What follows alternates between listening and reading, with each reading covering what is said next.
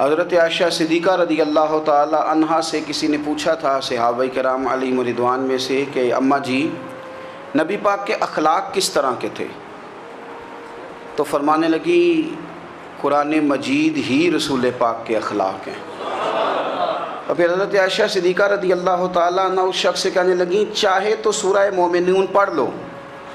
تو انہوں نے یہ ابتدائی آیات سورہ مومنون کی جب تلاوت کی تو حضرت عائشہ فرمانے لگی یہی تو میرے نبی پاک کے اخلاق ہیں، اور یہی وہ آیات ہیں جن میں اللہ تبارک و تعالیٰ نے بندہ مومن سے تقاضا کیا ہے کہ اگر وہ جنت کا وارث بننا چاہتا ہے، جنت وہ جگہ ہے جہاں رسول کریم علیہ السلام کا قرب بھی ملے گا اور رب کریم کی زیارت بھی نصیب ہوگی، وہ مقام فلاح، وہ مقام کامیابی، وہ مقام جہاں اللہ تعالیٰ اپنے بندوں پر اپنی رضا نازل فرمائے گا، اس مقام کا نام مقام جنت ہے۔ تو اس سورہ مبارکہ کی ابتدائی آیات کے اندر اللہ تبارک و تعالیٰ نے ان صفات کا تذکرہ فرمایا ہے کہ اگر وہ صفات ہم اپنے اندر پیدا کرنے میں کامیاب ہو جائیں، معنی یہ ہے کہ ہمیں اللہ تبارک و تعالیٰ نے جنت کا وارث بنا دیا ہے۔ بڑے غور کے ساتھ سورہ مومنون کی ان ابتدائی آیات پر غور کرنا چاہیے۔ رب فرماتا ہے قد افلح المؤمنون، تحقیق مومن کامیاب ہو گئے۔ کون سے مومن؟ الذین هم فی صلاتہم خاشعون، وہ جو اپنی نمازوں میں گڑ گڑانے والے ہیں، خشوع کے ساتھ، عاجزی کے ساتھ، انکساری کے ساتھ، ذوق کے ساتھ نماز پڑھنے والے ہیں۔ والذین هم عن اللغو معرضون، اور وہ جو بیہودہ باتوں سے منہ پھیرنے والے ہیں، لغویات سے اپنا رخ پھیرنے والے، سنجیدہ لوگ۔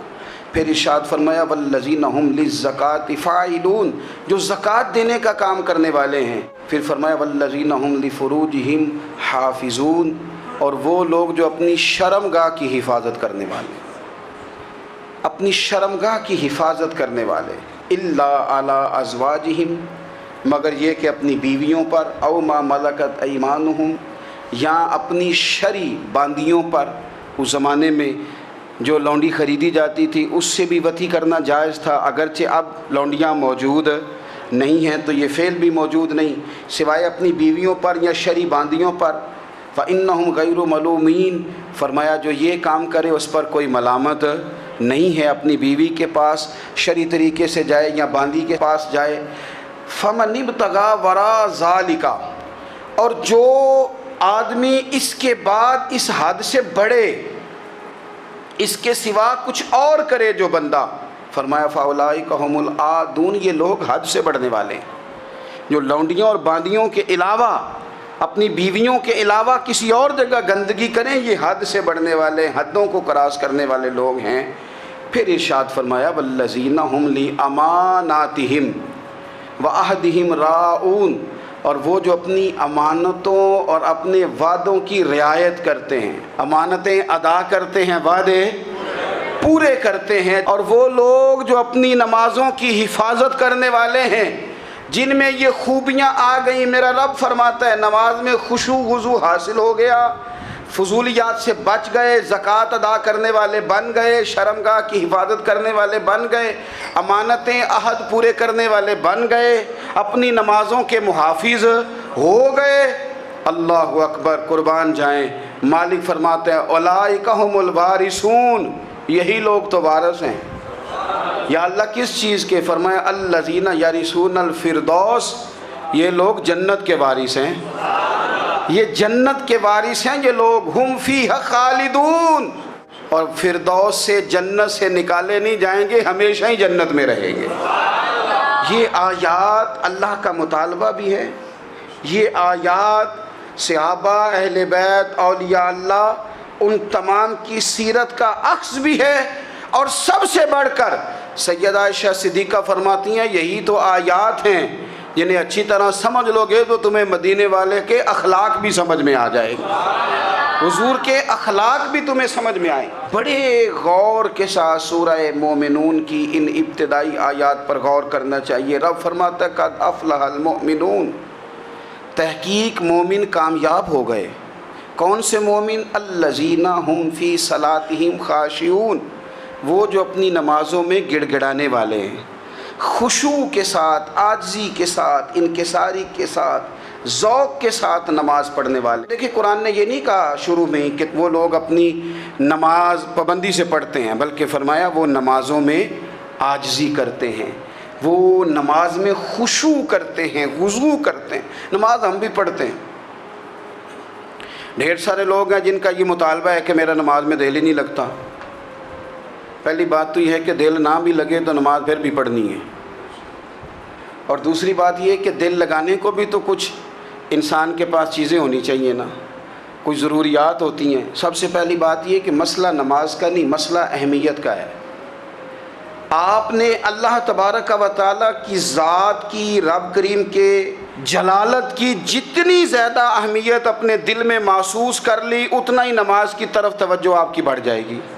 آپ سادی سی مثال ہے، غور کر لیں، جتنا آپ اپنے استاد کو پروٹوکول دیتے ہیں، جتنی عزت کرتے ہیں، اتنا ہی وقت پہ آپ ان کے پاس پہنچ بھی جاتے ہیں۔ اگر آپ کے دل میں اہمیت نہیں ہے تو آپ ٹال دیں گے، اور جس استاد کی اہمیت ہے اس کے فون کی گھنٹی بجتے ہی فون بھی اٹھایا جائے گا، اور بات پوری مکمل بھی نہیں ہوگی تو کہا جائے گا جیسے آپ کہیں گے، اور جو وقت وہ دیں گے ان سے 10 منٹ پہلے پہنچنے کی کوشش بھی کی جائے گی۔ بس سمجھ لیں دل لگنے نہ لگنے کا مسئلہ نہیں، اہمیت کا مسئلہ ہے۔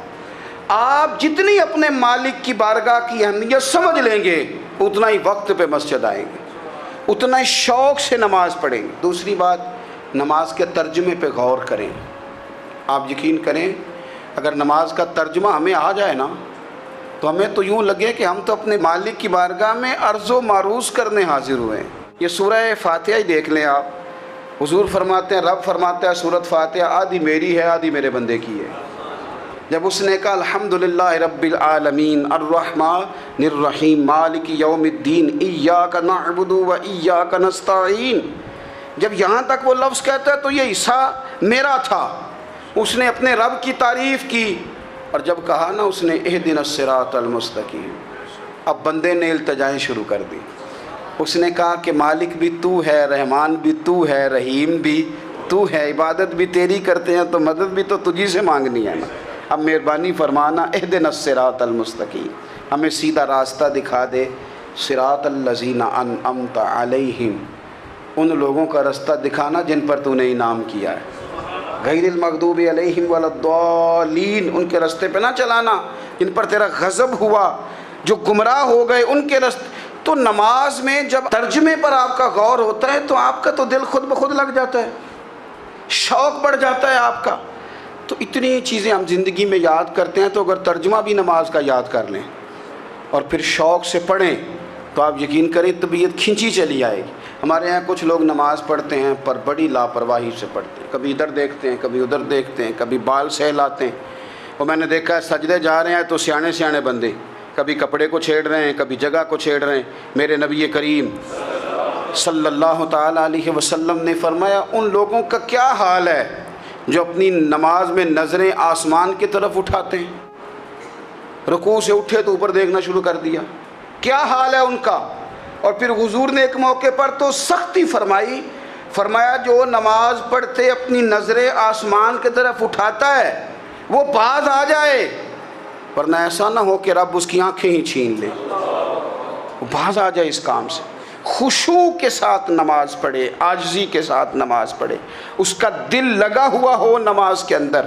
میرے نبی پاک صلی اللہ تعالیٰ علیہ وآلہ وسلم کے غلام حضرت انس بن مالک رضی اللہ تعالیٰ عنہ فرماتے ہیں کہ رسول پاک صلی اللہ علیہ وسلم نے مجھ سے فرمایا تھا کہ بیٹے نماز میں ادھر ادھر دیکھنے سے بچو، کیونکہ فرمایا نماز میں ادھر ادھر توجہ کرنا یہ بندے کو ہلاک کر دیتا ہے، ہلاکت ہے اس میں اگر تم نے ادھر ادھر توجہ ہوگی۔ نماز تم مالک کی بارگاہ میں کھڑے ہو اور تم دیکھ ادھر ادھر رہے ہو۔ تو ایک تو نماز عاجزی کے ساتھ، پھر فرمایا والذین ہم عن اللغو معرضون، وہ لوگ جو فضول باتوں سے، لغویات سے اپنا منہ پھیر لیتے ہیں، فضولیات سے۔ ہمارے ہاں نا بہت سارے لوگ ایسے ہیں جو بلا وجہ ان چیزوں میں دلچسپی لیتے ہیں جو ان کے مطلب کی نہیں ہے، ان کے مطلب کی مطلب آپ کسی سے ملنے کہتے ہیں کیا حال ہے، ٹھیک ہے جی، بچوں کا کیا حال ہے، ٹھیک ہے، بچے کتنے ہیں؟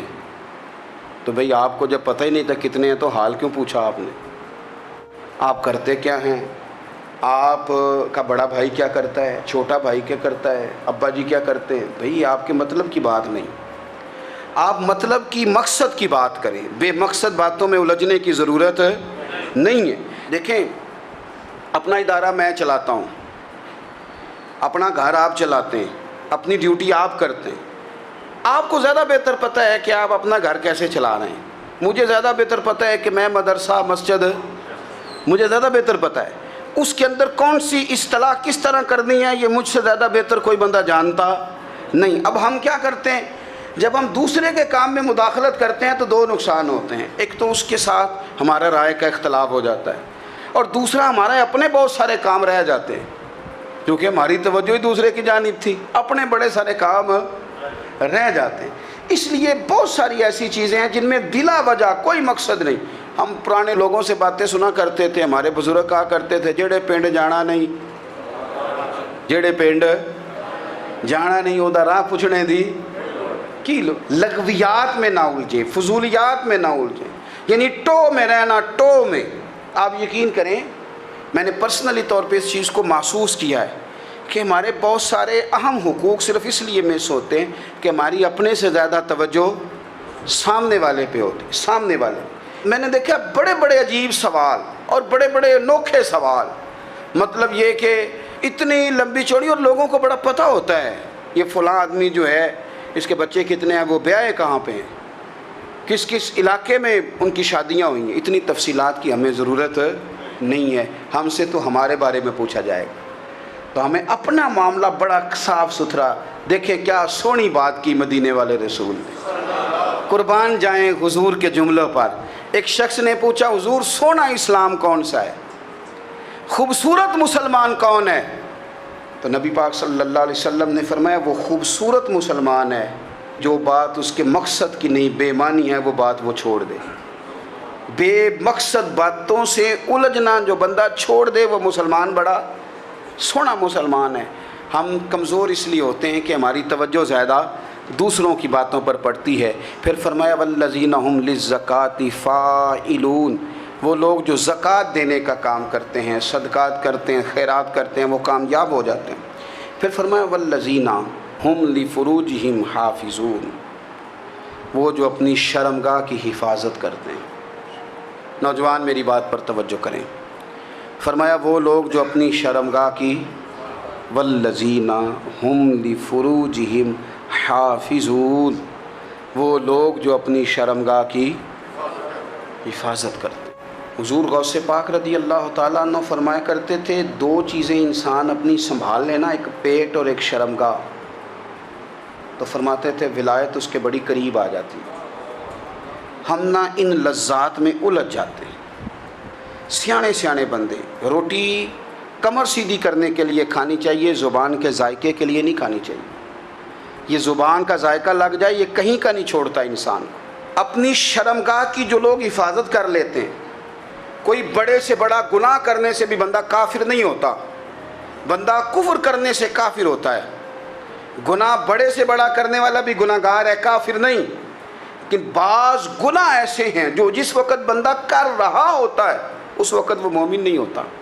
میرے نبی کریم صلی اللہ تعالیٰ علیہ وسلم نے فرمایا جب کوئی شرابی شراب پیتا ہے اس وقت مومن نہیں ہوتا، جب کوئی چور چوری کرتا ہے تو اس وقت مومن نہیں ہوتا، اور جب کوئی زانی زنا کرتا ہے تو تب وہ مومن نہیں ہوتا۔ اتنی دیر کے لیے اس کے دل سے ایمان نکال لیا جاتا ہے کہ جو ہمارے لڑکے بن سنور کے نکلتے ہیں،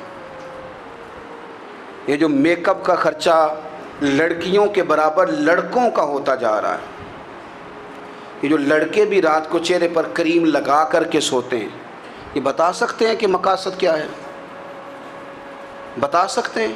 یعنی بچے بھی بغیر شیمپو کے بال نہیں دھوتے، مثلا کیا کرنا ہے آپ نے اس کا؟ بڑی بڑی قیمتی چیزیں جو ہیں وہ آپ نے رکھی ہوئی ہیں، مقصد کیا ہے؟ یہ جو ہمارے بچے بن سنور کے نکل رہے ہیں تو کیا دعوت دے رہے ہیں سوسائٹی کو؟ شارٹ نکرے پہن کے جو نکلے ہوئے ہیں، اریاں لباس پہن کے نکلے ہوئے ہیں۔ اقبال نے کہا تھا دیار مشرق ہوس میں غلطاں، شباب اریاں شراب عیسیاں، جسے بھی دیکھو غری کے عیسیاں۔ ہم ایسی تہذیب کیا کریں گے؟ شباب اریاں، تم نے اپنی جوانی ننگی کر ڈالی ہے ساری، معاذ اللہ۔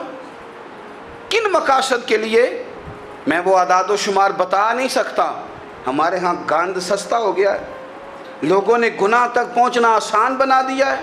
آپ دیکھ لیں گندگی دروازے پہ، اور گند موبائل میں۔ کیسے بچائیں ان بچوں کو، کیا کریں؟ کلیجے پھٹتے ہیں۔ ابھی باتیں سوچتے ہیں تو سوچتے ہیں آنے والی نسل کو کہاں لے جائیں، کہاں چھپائیں، کیا ایسا کریں کہ یہ بچ جائیں، خدا را قربان جائیں حضرت عثمان غنی پر۔ مصنف ابن ابی شیبہ میں صحابہ فرماتے ہیں حضرت عثمان غنی نا بڑے مالدار تھے۔ مال آتا ہے تو لوگ عیاش نہیں ہو جاتے، مال آتا ہے تو لوگوں کی خواہشات بہت بڑھ نہیں جاتی۔ بڑے مالدار تھے، مالدار بھی تھے اور سونے بھی بڑے تھے۔ حضرت اسامہ بن زید کہتے ہیں میں نے زندگی میں اتنا سونا بندہ نہیں دیکھا جتنے حضرت عثمان غنی خوبصورت تھے، پیسہ بھی حسن بھی۔ لیکن فرماتے ہیں کہ حضرت عثمان غنی سب سے بڑھ کر اپنی شرمگاہ کی حفاظت کرنے والے، اور سب سے بڑھ کر صلہ رحمی کرنے والے، رشتہ داروں سے اچھا سلوک کرنے والے، حیا والے، شرم والے، پاکیزگی والے۔ آپ کا ذہن ہے، آپ صبح اٹھتے ہی ذہن بنا لیں کہ میں نے آج اتنا سبق پڑھنا ہے، آج اتنی تفسیر دیکھنی ہے، اتنی عبادت کرنی ہے، فلانی نعت میں نے دیکھنی ہے، فلاں خیر کا کام کرنا ہے، فلاں آدمی کے ساتھ نیکی کرنی ہے۔ صبح ذہن بنا لیں، آپ کا ذہن وہی کام کرنے لگے گا۔ لیکن اگر صبح اٹھتے ہی ذہن میں گندگی ہے، رات کو سوتے ہی معاذ اللہ ذہن میں وسوسے ہیں، تو پھر سارا دن وہی چکی چلے گی، وہی انداز رہے گا۔ تھوڑا سا آپ کو اس کی نگرانی کرنی ہے، تھوڑا سا۔ فحاشی، عریانی یہ تیزی سے پھیل رہی ہے، تیزی سے گندگی لوگ کشید کر کے لاتے ہیں۔ اور حیا کا مطلب صرف اتنا ہی نہیں ہے آپ زنا اور بدکاری سے بچیں، آپ اپنی زبان کو بھی حیا والا بنائیں۔ کوئی کچا کمزور جملہ، گندی بات، گالی کبھی بھی زبان پہ نہ آئے، آپ کا انداز حیا والا ہو۔ بے باک ہو جانا، بے باک بولنا، میں باریکی سے اس بات کو سمجھتا ہوں، اور میں آپ کو بہت ساری بزرگوں کے ارشادات کا نچوڑ عرض کرنے لگا ہوں۔ آپ اپنا ذہن صاف کر لیں، آپ کے بہت سارے کام ویسے ہی صحیح ہو جائیں گے، کیونکہ ہمارے دین کے اندر زیادہ اجر نیتوں اور ارادوں پہ ملتا ہے۔ آپ کے جو اندر کی پاکیزگی ہے وہ بہت سارا فضل لاتی ہے اللہ کا، اور اگر دل ہی ناپاک ہو، ذہن ہی ناپاک ہو، تو وہ خیر کی چیزیں کس طرح کر کے داخل ہوں گی؟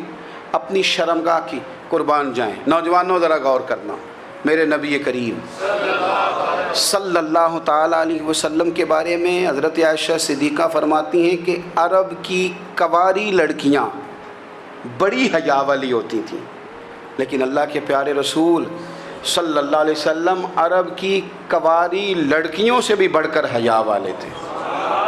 یہ ہمارے بچے مذاق میں ہمیں کئی دفعہ کہتے ہیں شادی کرا دو، شگل میں کہہ دیتے، ابا کو کہہ دیتے ہیں، ابا کو نہیں، منہ پہ آگے کہہ دیتے ہیں، کہتے ہیں یہ بڑا بھائی مصیبت بن گیا، یہ ہٹے گا تمہاری باری آئے گی۔ آپ کچھ ایسی باتیں کر رہے ہیں، کچھ ایسے انداز آپ اختیار کر رہے ہیں جو وزادار لوگ کرتے نہیں۔ شرم و حیا سے وہ چیزیں ڈھل جاتی ہیں، جو باتیں ہمارے بچوں کی زبانوں پر بے باکی کے ساتھ آنے لگی ہیں۔ اور میں آپ کو ایک عقلی بات عرض کرتا ہوں، آپ اپنی زبان سے جو جملے خود ادا کرتے ہیں وہ جملے آپ کے دل پر بھی اثر کرتے ہیں۔ اگر آپ غلط بات بار بار کریں گے تو آپ کا دل بھی غلط بات کی طرف مائل ہو جائے گا۔ آپ 10 بار، 15 بار، 20 بار کوئی خیر کی بات کریں، خیر کی، تو آپ دیکھیں گے آپ کا دل بھی خیر کی طرف مائل ہو جائے گا۔ آپ خیر کی باتوں پر اپنے آپ کو لائیں، اچھی باتوں پر اپنی توجہ لائیں، آپ کا دل بھی اچھائی کی طرف مائل ہو جائے گا۔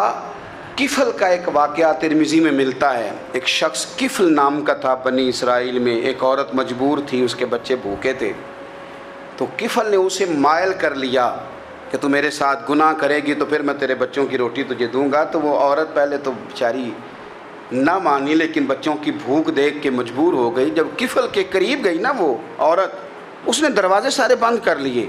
ترمذی شریف میں اس کا واقعہ موجود ہے۔ چاروں جانب سے بند ہو گیا سارا کچھ، لیکن جب وہ کفل کہتا ہے میں اس بی بی کے پاس جانے لگا تو عورت کا وجود کانپتا تھا۔ جس بندے کو گناہ کی طرف جاتے اس کی طبیعت میں ہیجان پیدا ہو، تو مانا یہ ہے کہ ابھی ذہن پورا غلیظ نہیں ہوا، ابھی طبیعت پوری گندی نہیں ہوئی. ابھی ایمان کی بہت ساری قسمیں موجود ہیں، عورت کا وجود کامتا ہے. تو کفل کہتے ہیں کہ میں نے اسے کہا کہ سارے دروازے باندھے، اب ڈرتی کیوں ہے؟ تو کہنے لگی ڈرتی اس لیے ہوں کہ سارے دروازے بند نہیں ہوتے، ایک دروازہ کھلا ہے اور وہ دروازہ رب قدیر کا دروازہ ہے، اسے کیسے بند کیا جا سکتا ہے؟ تو کہتے ہیں جب اس نے یہ لفظ کہے تو مجھ پر بھی بات کا اثر ہوا، مجھ پر.